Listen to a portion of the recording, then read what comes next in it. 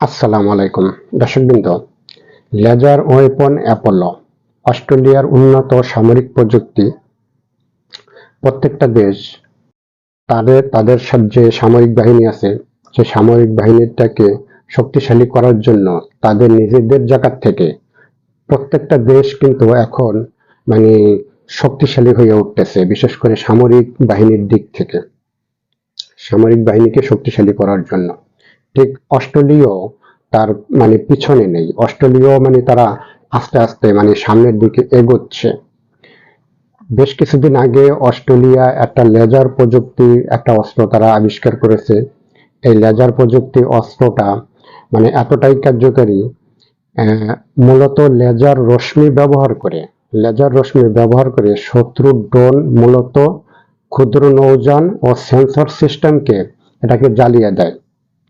তারা যে লেজার অস্ত্রটা তৈরি করছে, সেটার ভিতরের থেকে যে রশ্মিটা বাইর হবে, সেই রশ্মির দ্বারাই যে লেজার সিস্টেম যেটা আছে ড্রোনের ভিতরে বা ছোট নৌযানের ভিতরে, সেটাকে তারা অকার্যকর করে দিতে সক্ষম। এবং এই লেজার প্রযুক্তির যে অস্ত্রটা, এটা মূলত এটা ব্যবহার করতে খরচ খুবই কম। একটা নৌযানকে ধ্বংস করতে গেলে যেরকম একটা মিসাইল বা একটা ক্ষেপণাস্ত্র মারতে হয়, সেটার পিছনে কোটি কোটি ডলার খরচ হয়।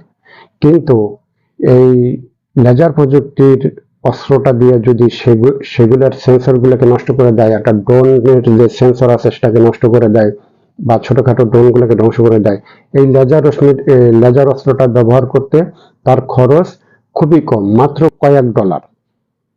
এই অস্ত্রটা অস্ট্রেলিয়া, তারা তাদের যে এই অস্ত্রটা অস্ট্রেলিয়ার প্রতিরক্ষা গবেষণা সংস্থা সামরিক ও শিল্প খাতের যৌথ উদ্যোগে তৈরি একটি পরীক্ষামূলক শিল্প, অত্যন্ত গুরুত্বপূর্ণ প্রযুক্তি। এই প্রযুক্তিটি খুবই গুরুত্বপূর্ণ এবং খুবই অত্যাধুনিক। লেজার ওয়েপন কিভাবে কাজ করে? আলোর গতিতে লক্ষ্যবস্তুতে আঘাত করে এবং লক্ষ্যবস্তুর গঠন গলিয়ে দেয়, ইলেকট্রিক্যাল সিস্টেম পুড়িয়ে ফেলে। অর্থাৎ এদের ভিতরের থেকে যে একটা আলোর রশ্মি বের হবে, সেই রশ্মিটা ড্রোন বা ছোট নৌযানের যে ইলেকট্রিক যে সিস্টেম বা ডিভাইসগুলি আছে, সেটাকে অকার্যকর করে ফেলাবে, সেটাকে পুড়িয়ে দিবে। এই এই লেজার অস্ত্রটার কাজই হলো এটা।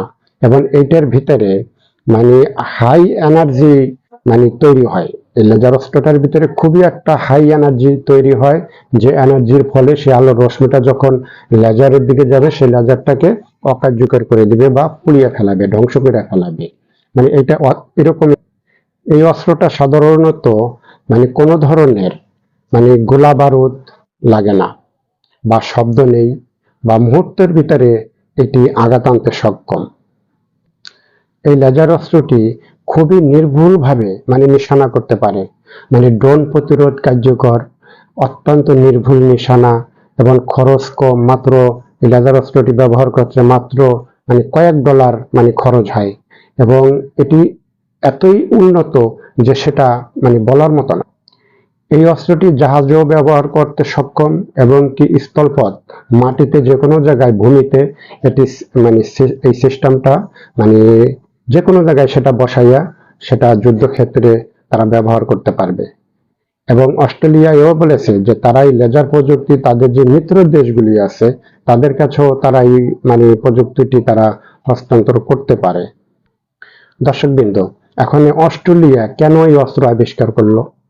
অস্ট্রেলিয়া মনে করে যে ভবিষ্যতে ভবিষ্যতে ভবিষ্যতে অস্ট্রেলিয়া মনে করছে যে ভবিষ্যতে যুদ্ধ হবে ড্রোন নির্ভর এবং ক্ষুদ্র কিন্তু আক্রমণ ভিত্তিক এবং প্রযুক্তি নির্ভর যে যুদ্ধগুলি হবে, সেটাকে নির্ভর করে অস্ট্রেলিয়া এই লেজার সিস্টেমটি তারা তৈরি করে।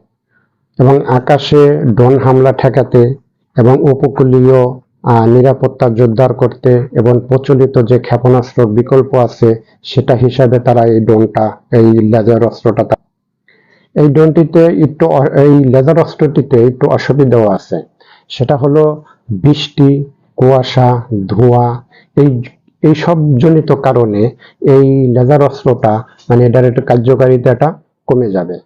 অর্থাৎ প্রচুর কুয়াশা হলে বা বৃষ্টি হলে সেটার ভিতরে এই লেজার রশ্মিটা আমার মনে হয় যে সেটা খুব একটা বেশি মানে কাজে আসবে না, সেটার ক্ষেত্রে কাজে আসবে না। এবং শত্রুপক্ষ যারা আছে তখন তারা ওই সুযোগটাই কাজে লাগাবে। তো দর্শকবৃন্দ, যদি আমার এই ভিডিওটা ভালো লাগে আপনাদের কাছে, লাইক এবং সাবস্ক্রাইব দিয়া আমার চ্যানেলের সাথে থাকবেন। ভালো থাকবেন, সুস্থ থাকবেন। আসসালামু